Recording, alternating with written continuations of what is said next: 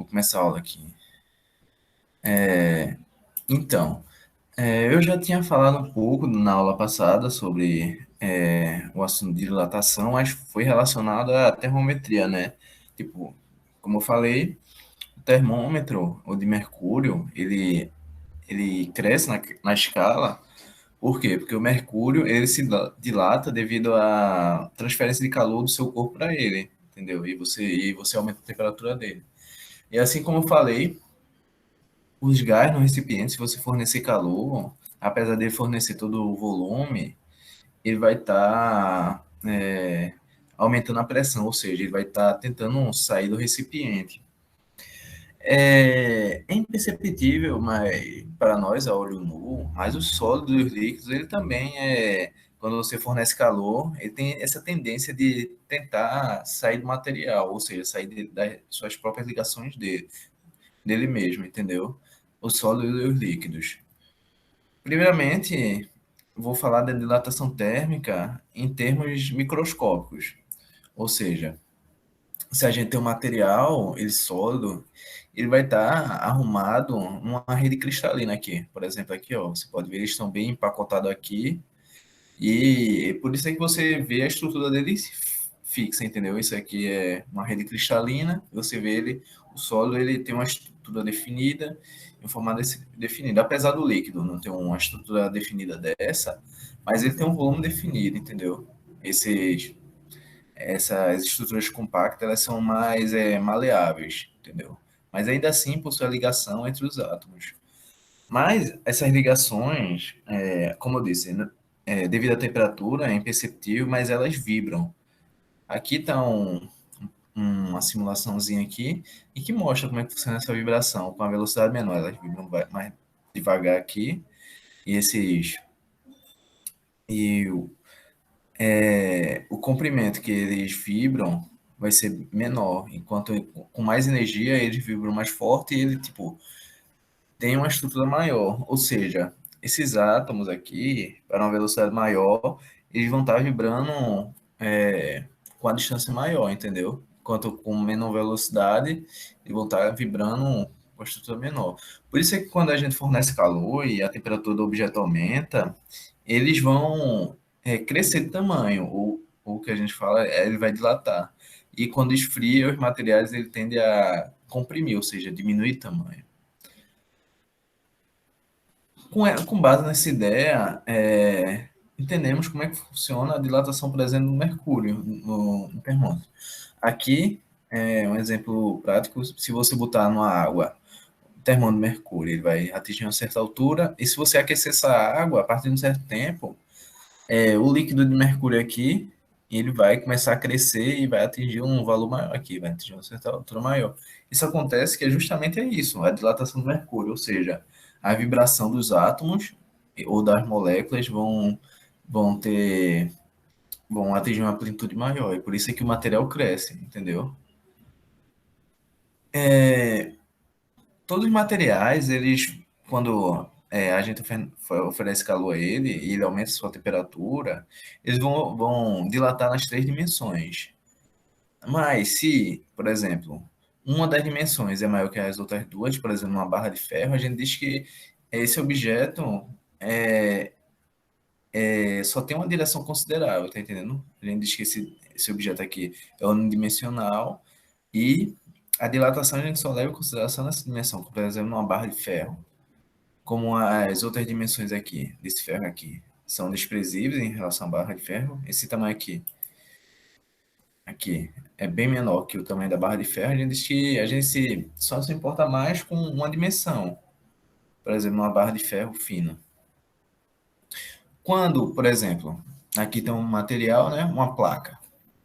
A espessura da placa, a gente pode dizer que é desprezível e a gente só considera importante a área superficial do material aqui, ou seja, quando vai aquecer, vai crescer a área do material também, apesar dele crescer em todas as dimensões, mas como a espessura é bem menor em relação às outras dimensões, a gente considera uma placa como se fosse um objeto bidimensional.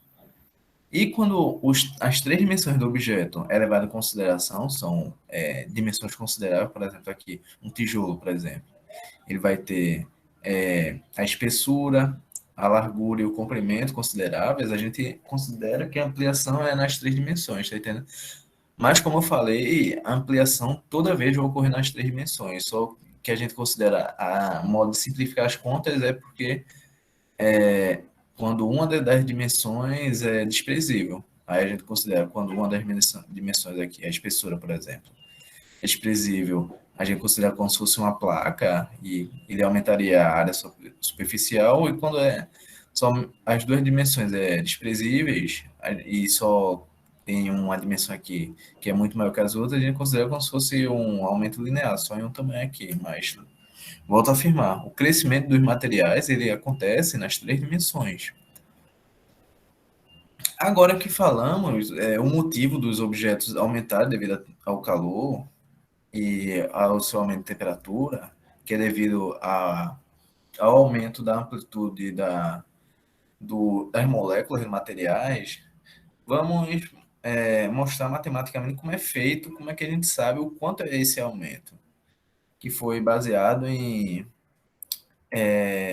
essa fórmula foi baseada em experimentos, foi a partir de deduções experimentais.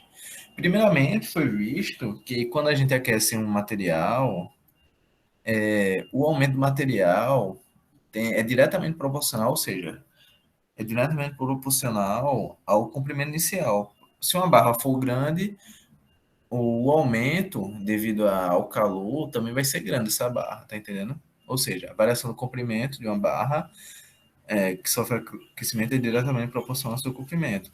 Isso aqui foi um resultado baseado em experimentos. Outra coisa importante a salientar também é que quanto maior a variação de temperatura, também o aumento dessa barra é maior. Ou seja, a variação do comprimento dessa barra é também diretamente proporcional à variação de temperatura.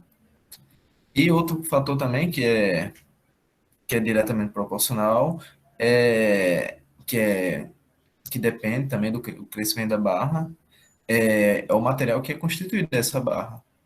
Assim, foi visto que a equação que rege a dilatação do material devido ao aquecimento é diretamente proporcional ao coeficiente de dilatação do material linear, que depende do material, o tamanho inicial do material e a variação de temperatura ao qual esse material é submetido. E a formulazinha que nos diz o quanto uma barra ela cresce é dado por a variação do tamanho é igual a alfa vezes o comprimento inicial vezes a variação de temperatura. Como eu falei, a alfa é o coeficiente de dilatação linear e como a gente pode ver aqui, a variação de tamanho tem unidades de tamanho. E aqui tem unidade de tamanho e aqui tem unidade de temperatura. Ou seja, o alfa tem unidade inverso da temperatura. E a unidade do coeficiente de dilatação é o inverso do grau Celsius, que é chamado de grau recíproco. Grau Celsius recíproco. Entendeu? Essa é a forma que, tipo, se der uma barra, e para você saber o quanto essa barra cresce devido ao aquecimento, você sabe o quanto ele cresce. Um grande exemplo, como eu falei na aula passada, é o dos viadutos. Não sei se você já notou, mas entre os viadutos, apesar de ser estrutura de concreto, tem um vão entre as estruturas que é para justamente comportar esse aumento, porque durante o dia ele vai receber muito calor, né? E ele vai aquecer. E durante a noite ele vai comprimir. Ou seja, para não ter, por exemplo, um vão do concreto entrar dentro do outro, é preciso colocar esse vão. Assim como, por exemplo, entre trilhos de trem ou até entre azulejos, vocês colocam uma coisa entre as divisórias que é para justamente comportar essa variação de tamanho, que é para não quebrar e não entrar um dentro do outro. Vocês entenderam esse conceito de dilatação térmica? Aqui é o caso de a gente considerando como se fosse uma barra, considerando de apenas uma dimensão, mas como eu falei, a dilatação ocorre em todas as direções. Alguma dúvida, questões?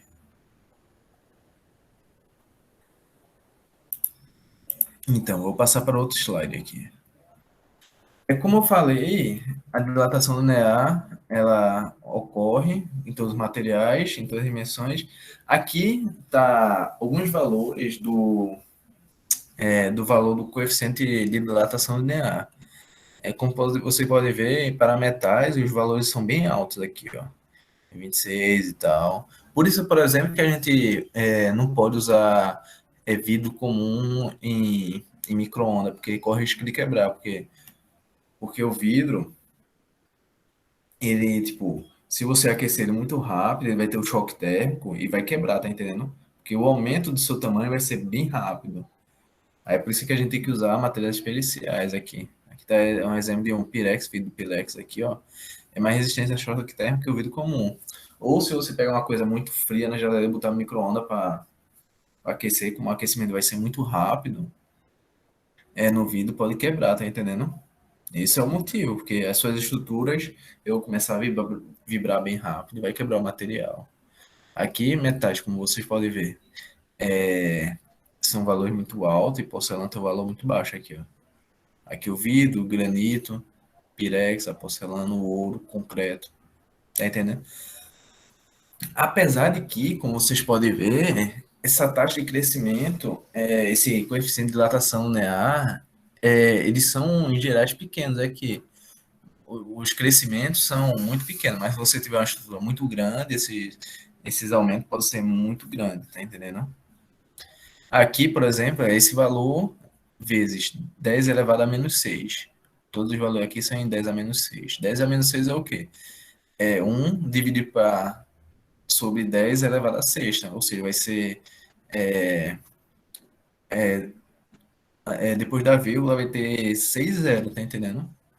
E com isso esse valor aqui é muito pequeno, mas se você tiver materiais muito grande, vai oferecer, pode causar um desastre. Até mesmo, como eu falei, o vidro também, tipo, apesar do micro-ondas, apesar desse valor ser pequeno, vocês sabem que pode quebrar, né? Caso você botar no micro-ondas ou aquecer ele muito rápido.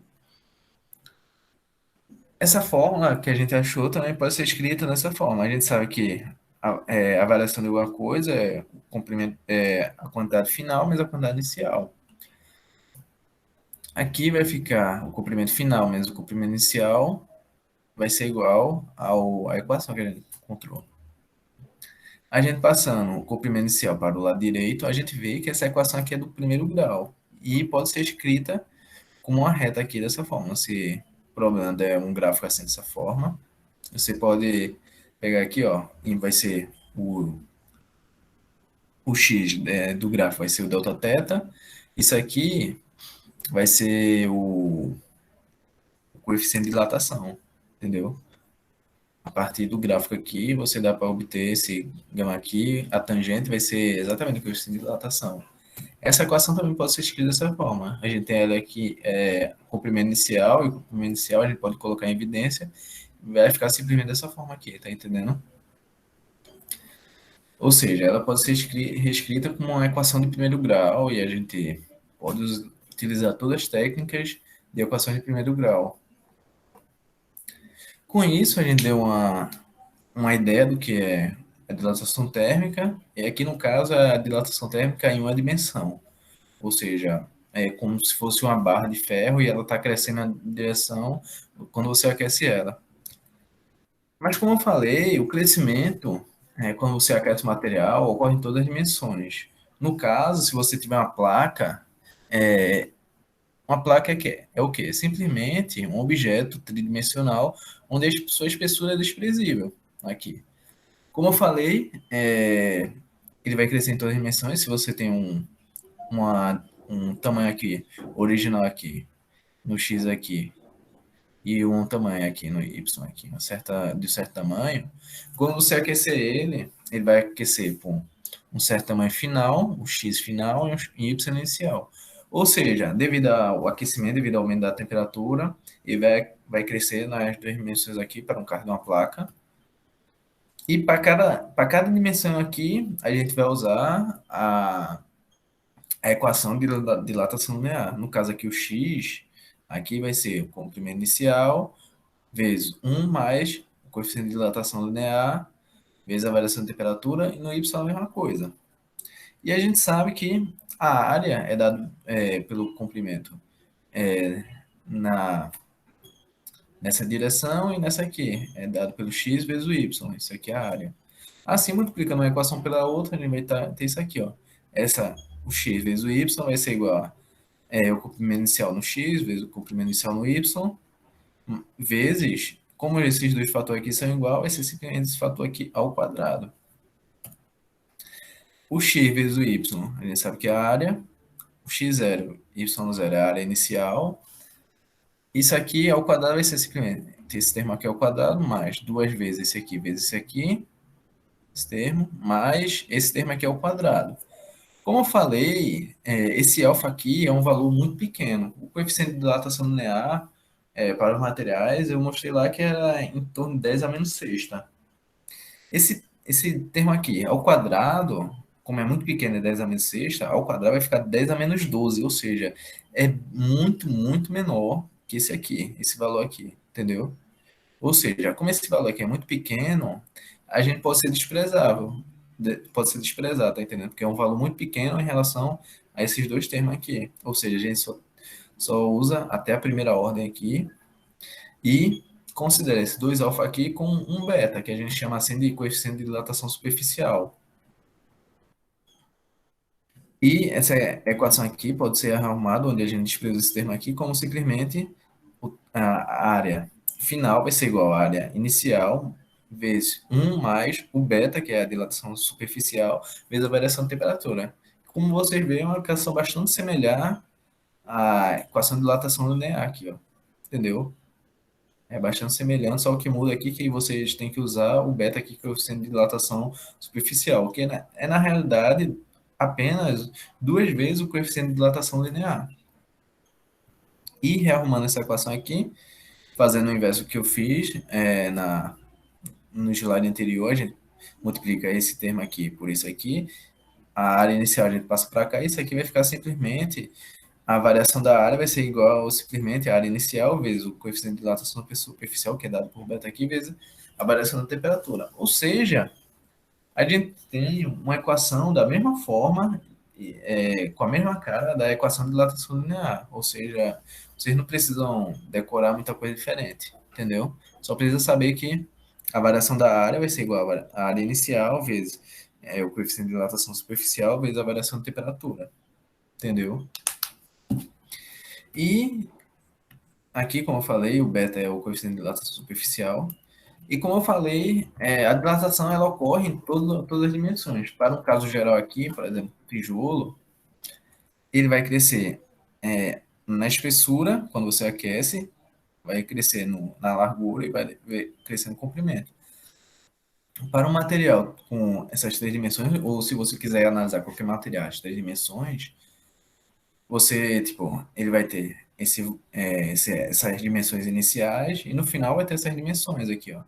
Tem um certo comprimento x de espessura, um certo comprimento y aqui de largura e um certo comprimento aqui z de comprimento.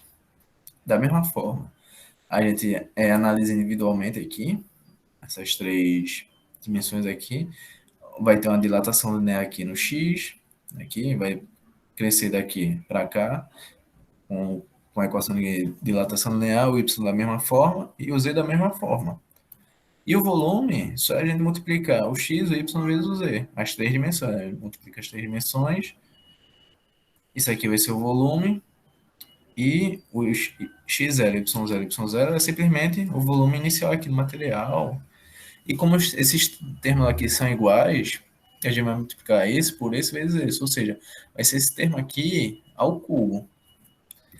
E a gente fazendo as contas, o x vezes o y vezes o z, a gente sabe que é o volume final, o x0, y0, z0 é o volume inicial, e fazendo essa conta aqui, fazendo esse termo aqui ao cubo, vai ser simplesmente esse termo aqui.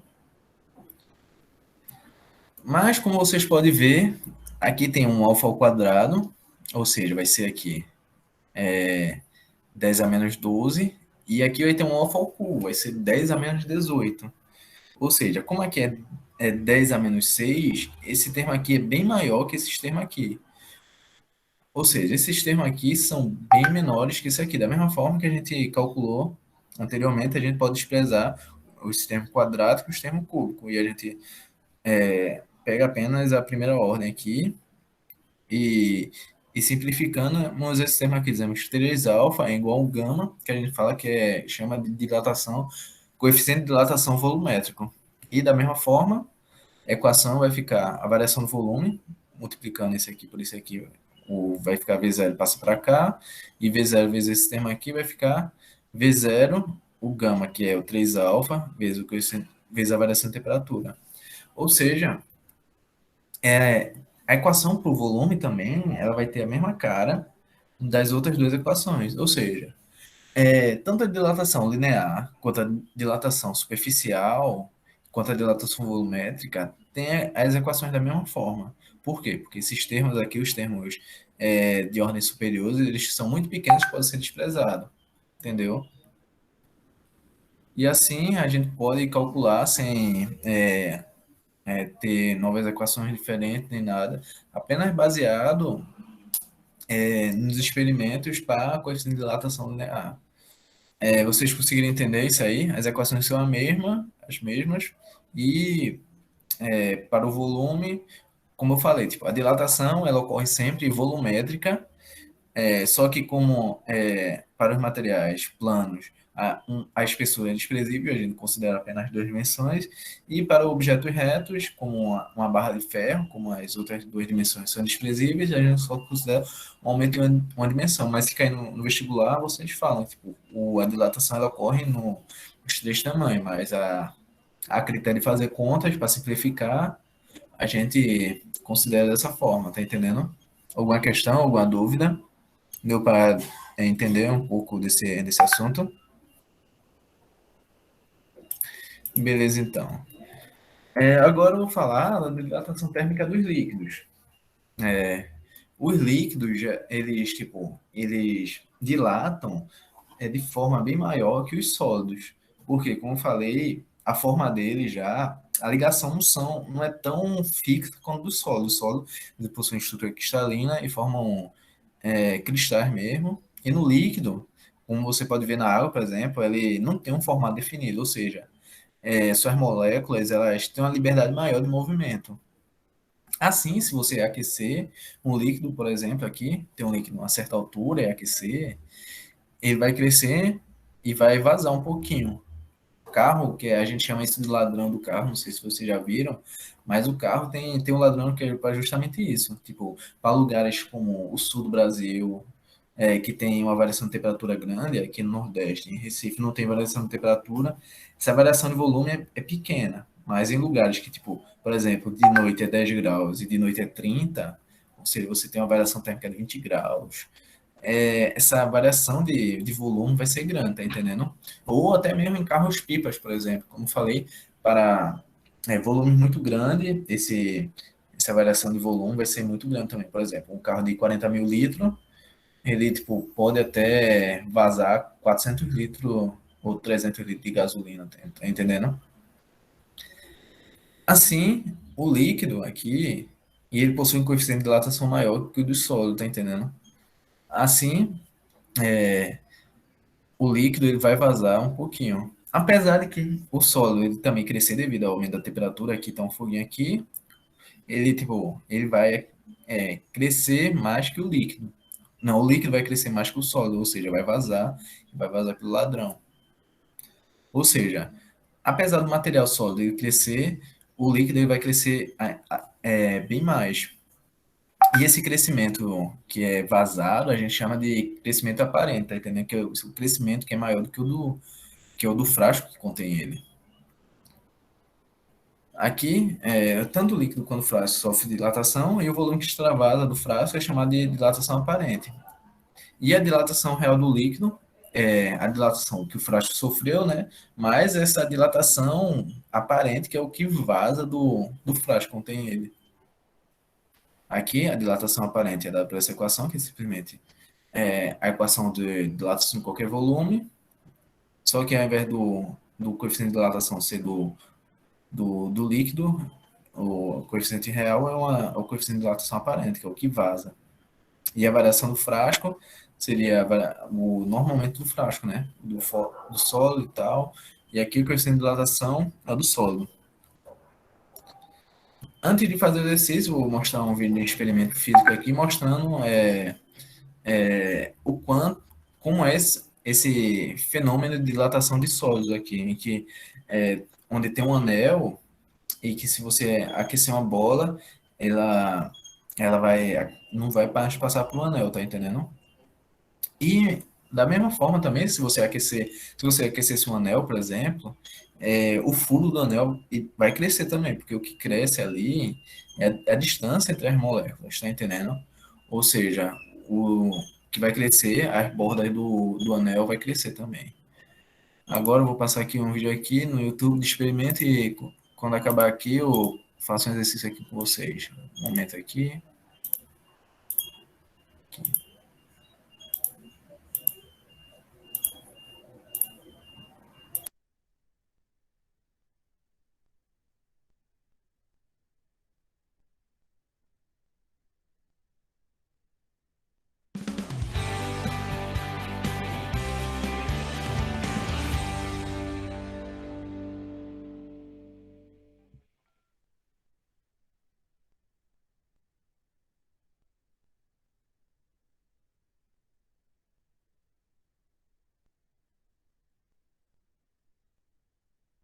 O Cláudio agora vai repetir uma experiência famosa, né?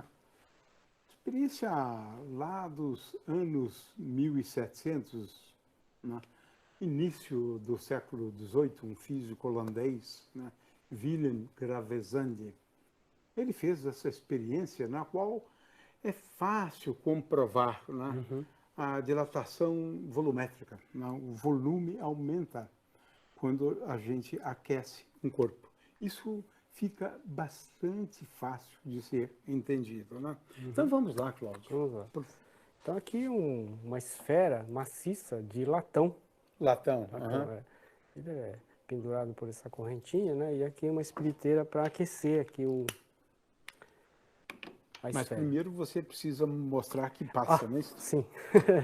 Praticamente mostrando, né, que sem aquecer, ela passa com uma maior facilidade, né? Sim, Claro. sim, ela passa... Né? Porque o que se vai demonstrar é o que acontece antes e depois, né? Sim, então, sim. Antes, tranquilo, passa. essa bola passa. O diâmetro dele é menor do que o diâmetro da argola, né? Agora vamos aquecer durante um tempo, né? Logicamente demora um pouquinho, porque a massa... Né, o que é interessante, né, Cláudio, é que esse efeito não é muito perceptível, né? Não. É curioso, porque a gente não consegue distinguir uma alteração muito pequena no raio, né? Porque esse é que é o problema, né? Ela se parece sempre com o mesmo raio, né? Exatamente. É por isso que é fundamental fazer a experiência, né? Exatamente. E são forças a nível atômico, né? Então, ele pode, com essa dilatação, quebrar estruturas, né? Se você fizer uma estrutura muito justa, muito apertada, com a dilatação diferente entre os materiais, você pode provocar rupturas, né? E quebrar estruturas. Bom, eu acho que talvez já foi o suficiente. Olha, né? Ainda consegue, mas que interessante. Quase. Com muita dificuldade agora, hein? Com muita dificuldade. Interessante. Você pegou realmente num ponto bem curioso. É o limite entre uma situação e outra, né? Porque agora você conseguiu fazer passar, mas com muita dificuldade, né? Isso. Muita dificuldade. Vamos deixar mais um tempinho. Vamos ver agora se ele já está dilatou o suficiente, né?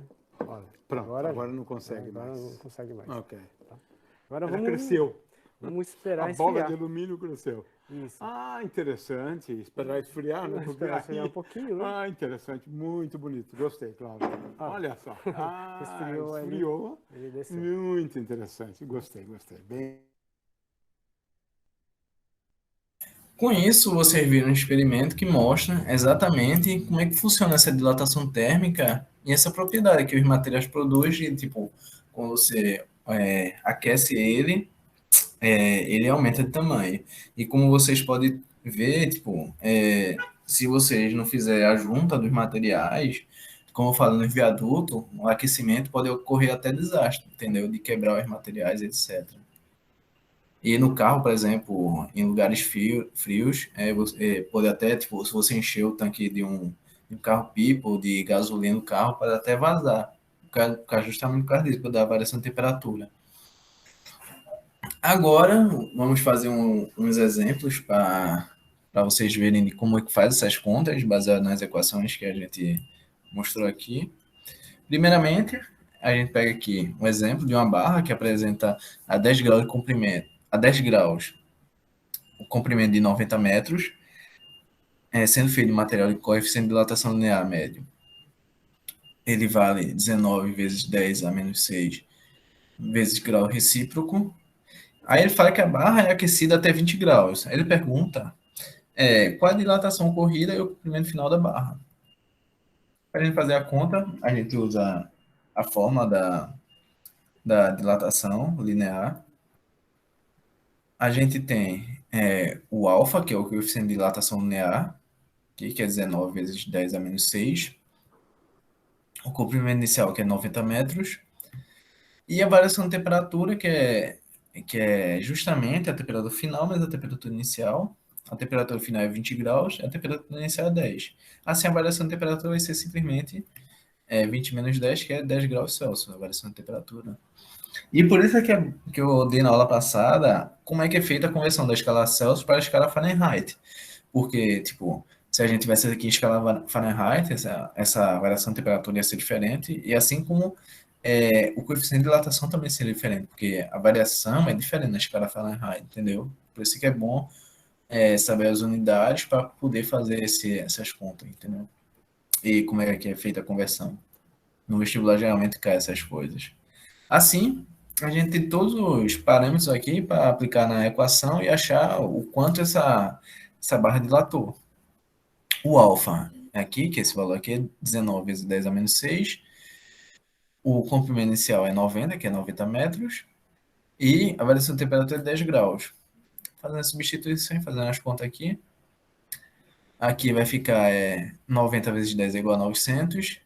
E 10 a menos 6 é simplesmente dividir por 10 elevado a 6, que é 10 depois de 6 zeros. Que é 1 depois com 6 zeros.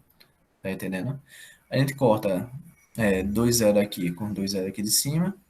Vai ficar simplesmente 19 vezes 9 é 171, dividido por 10.000. Ou simplesmente a gente divide aqui, vai ficar a variação desse comprimento da barra, vai ficar 0,0171 metros, ou 1,1 centímetros, se você multiplicar por 100 e converter para centímetro aqui. Aí ele pergunta o comprimento final da barra. A variação de alguma coisa é o seu valor final menos o seu valor inicial, aqui.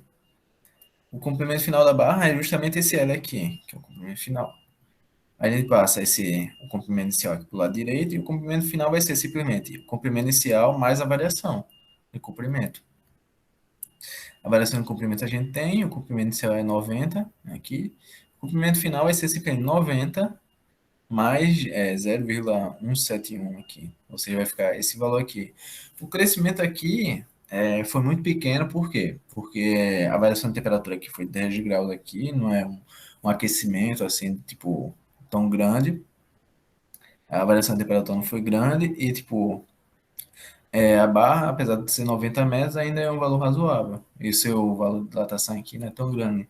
Mas, como eu falei, tipo, para grandes construções, por exemplo, você tem que deixar uma fresta, tipo, trilhos de trem, você não pode deixar um sobre o outro grudado, por causa justamente isso. Apesar de ser perceptível, como eu falei, num vidro, se você botar um vidro no micro-ondas, devido ao choque térmico, ele pode até se quebrar, porque o aumento de temperatura vai ser muito alto, tá entendendo? Tipo, como posso falar? Tipo, se esse aumento de temperatura for muito rápido, por exemplo, pode ocorrer o choque térmico, que a gente fala que as coisas se quebram. Beleza? Entendível? Agora, alguma questão, alguma pergunta? Se vocês tiverem, pode falar. Agora vamos falar de outro caso interessante, que é o caso de, tipo, quando você cria um buraco em um material, uma chapa, um disco, por exemplo, o tamanho do buraco também vai aumentar quando você aquece ele, entendeu? Isso acontece por quê? Porque a estrutura ao redor desse orifício, desse buraco, ele, tipo, vai aumentar as suas distâncias, entendeu? E por isso que, tipo, não é devido ao buraco que aumenta. O que aumenta é a distância entre os átomos ou moléculas do material. Ele fala aqui, um disco de ebonite tem um orifício central de diâmetro igual a 1 centímetro, é como se fosse um CD. Determine o aumento da área do orifício quando a temperatura do disco varia de 10 graus a 100 graus Celsius. Aí ele fala, o coeficiente de dilatação superficial médio da ebonite no intervalo considerado, igual a 1,6 vezes 10 a menos 4, ou seja, é bem grande esse valor de dilatação aqui, é 10 a menos 4. Aqui, como eu falei, é como se fosse um disco e tem um furo no meio, né? Quando você aquece, vai aquecer tanto o disco quanto o furo no meio. Primeiramente, a gente precisa saber o tamanho da área inicial desse furo aqui. A área de um círculo, a gente sabe que é π vezes o raio ao quadrado. No caso aqui, a área inicial vai ser o π vezes o raio inicial ao quadrado. Mas no problema deu o diâmetro. E a gente sabe que o raio é a metade do diâmetro. O raio é do centro até a ponta aqui e o diâmetro é de uma ponta a outra. Ou seja, o raio é simplesmente metade. Como ele quer o raio ao quadrado aqui, vai ser simplesmente esse raio, esse valor aqui do raio ao quadrado, ou seja, o diâmetro ao quadrado e o 2 ao quadrado vai ser 4, ou seja, vai ser diâmetro ao quadrado dividido por 4 aqui. Ou seja, a fórmula da área, no caso a área inicial, vai ser π vezes o diâmetro ao quadrado dividido por 4, e substituir em valores, o π a gente permanece, o diâmetro a gente deixa em centímetro mesmo, voltar em centímetro cúbico mesmo, centímetro quadrado, e o 4 permanece aqui. 1 dividido por 4 é igual a 0,25. Ou seja, a área inicial desse orifício vai ser simplesmente π de 0,25 centímetro ao quadrado. Aí agora a gente quer saber o quanto o aumento da área, o quanto essa área variou. Primeiramente, para a gente saber, a gente precisa saber do comprimento da área inicial, a variação de temperatura e o coeficiente de dilatação superficial. O coeficiente de dilatação superficial a gente tem, a área inicial a gente acabou de achar, falta a gente achar também a variação de temperatura. A variação de temperatura é simplesmente a temperatura final, mas a temperatura inicial. A temperatura final é de 100 graus Celsius e a temperatura inicial é de 10 graus Celsius. Ou seja, a variação de temperatura vai ser de simplesmente 90 graus Celsius. Com isso, a gente tem todos os valores para aplicar na formulazinha e achar o quanto esse orifício aqui aumentou, entendeu? Devido ao aumento da temperatura. Ou seja, a variação de área vai ser igual à área inicial vezes o coeficiente de dilatação superficial vezes a variação de temperatura. Aqui, a área eu resolvi deixar nessa forma aqui. E aí eu joguei aqui. A área inicial vai ser igual a π dividido por 4, vezes o coeficiente de dilatação superficial, que é 1,6 vezes 10 a 4, menos 4, vezes 90, que é a variação de temperatura. Aqui, esse 4 aqui, a gente dá para dividir por 1,6. 1,6 dividido por 4 é simplesmente 0,4. E 0,4 vezes 90, a vírgula vai cancelar com 10 daqui e vai ficar simplesmente 4 vezes 9. 4 vezes 9 é simples, a gente sabe que é 36. Ou seja, a variação de área desse orifício aqui vai ser de 36π vezes 10 a menos 4 centímetro quadrado, que é justamente um exemplo do vídeo que eu mostrei, né? Que ele mostrou lá, tipo, se tem uma esfera. No caso ali, ele aumentou o volume da esfera, mas você poderia fazer o contrário, tá entendendo? Tipo, se você tiver uma bola bem maior que a esfera, aí para passar por ele você aquece, entendeu? Aí você, tipo, daria para passar uma coisa com volume maior. Agora eu vou mostrar um videozinho com um resumo do assunto da aula. Peraí, deixa eu ver aqui.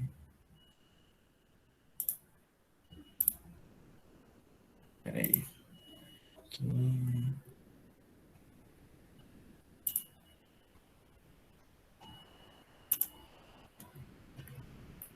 Peraí, deixa eu ver aqui.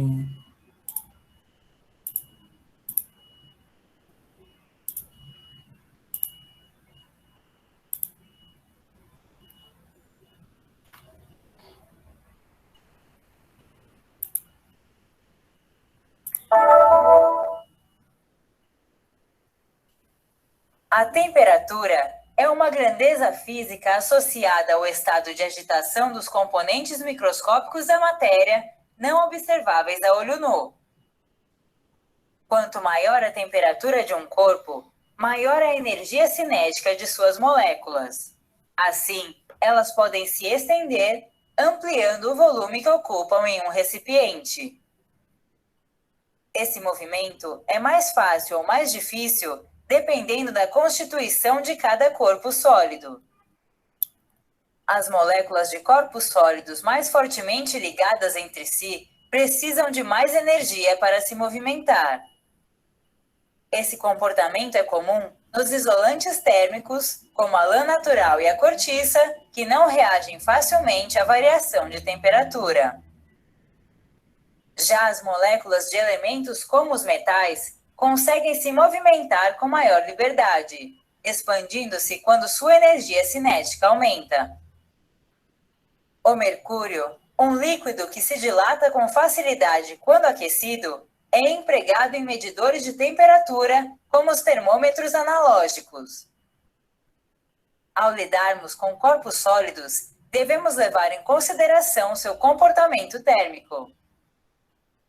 Engenheiros e arquitetos sempre devem adaptar os materiais a seus projetos, calculando os futuros efeitos da dilatação sobre as edificações construídas. Nas ferrovias, é preciso deixar um espaço entre os trilhos consecutivos para possibilitar sua expansão natural em dias quentes.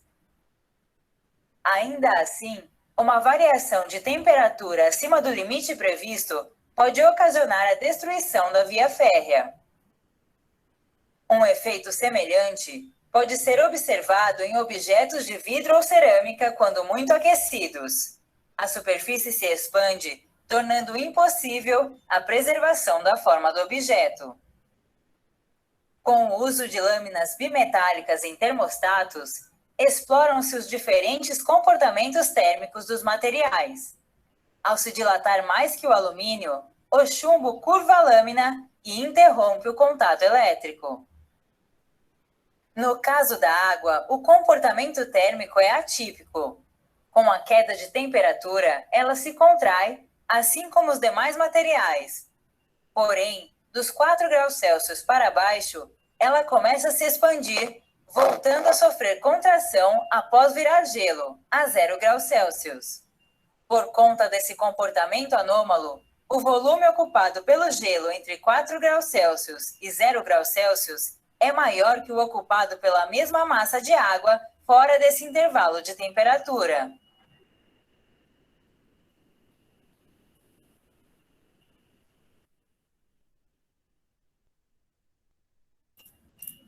Então, com isso, vocês viram um pequeno videozinho aqui sobre